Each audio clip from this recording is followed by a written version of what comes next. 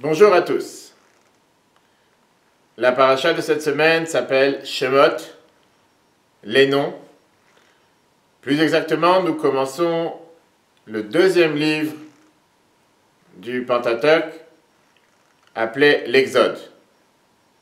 Une des fameuses questions qui reste parfois sans réponse quand une personne souffre, quand des parents sont au chevet du lit d'un enfant malade, que Dieu nous en préserve, ou quand un malheur arrive, souvent la question qui se pose, où se trouve Dieu?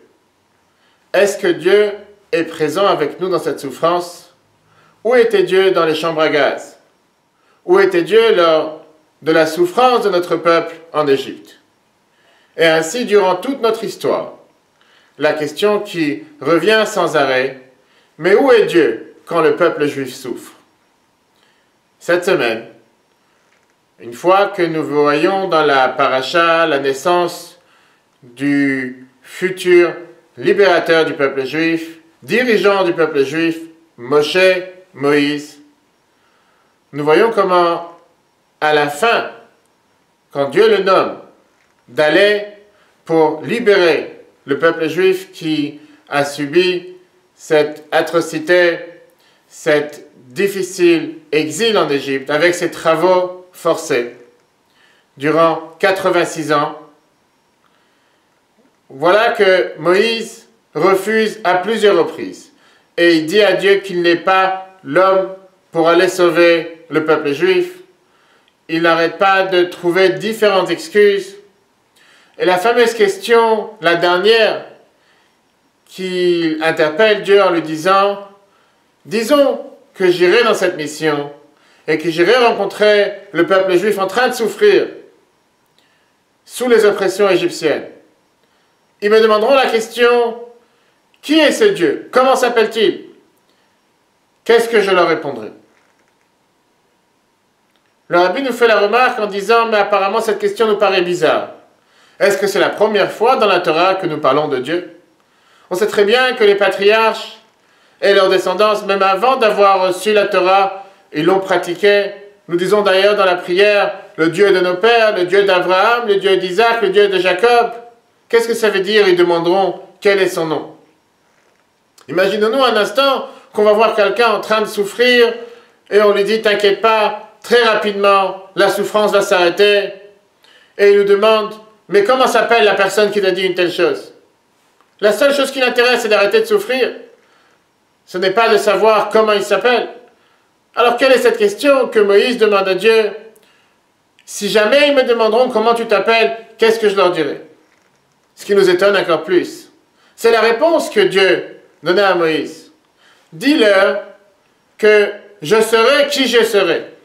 Ce qui n'est pas réellement le nom de Dieu. En quoi ça a répondu à la question?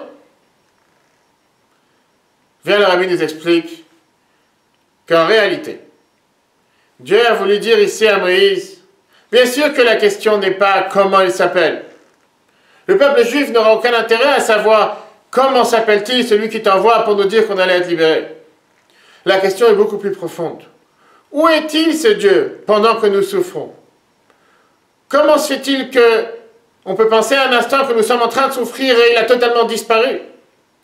Qu'est-ce que je leur dirais, dit Moïse? Où était Dieu jusqu'à présent? Comment se fait-il qu'il nous a laissé souffrir jusqu'à présent? Et à ça, Dieu donne la réponse.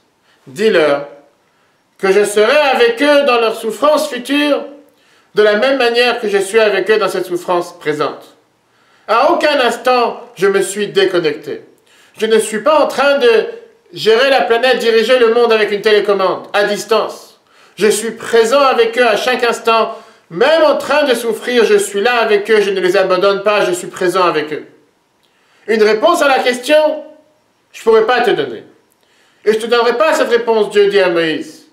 Mais dis-leur qu'ils ne sont pas tout seuls, que je ne les ai pas abandonnés, que je suis entièrement présent, en train de souffrir, ensemble avec eux, en exil avec eux.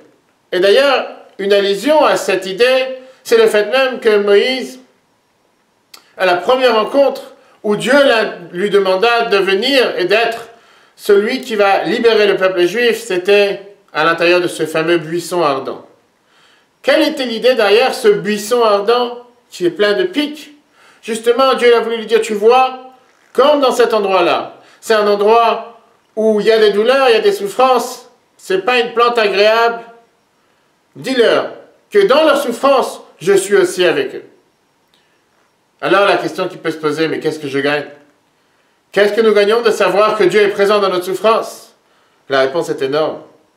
Car le fait de savoir que nous ne sommes pas tout seuls, le fait de savoir que Dieu est présent aussi avec nous, ça nous donne le courage, la volonté, la possibilité de continuer à prier, de demander que les souffrances s'arrêtent. Comme le Rabbi écrivait en 1956 au président de l'État d'Israël à l'époque, que quand Mashiach sera là, à ce moment-là, nous comprendrons les souffrances que nous avons subies pendant l'exil. Parce qu'aujourd'hui, nous n'avons pas la possibilité de comprendre.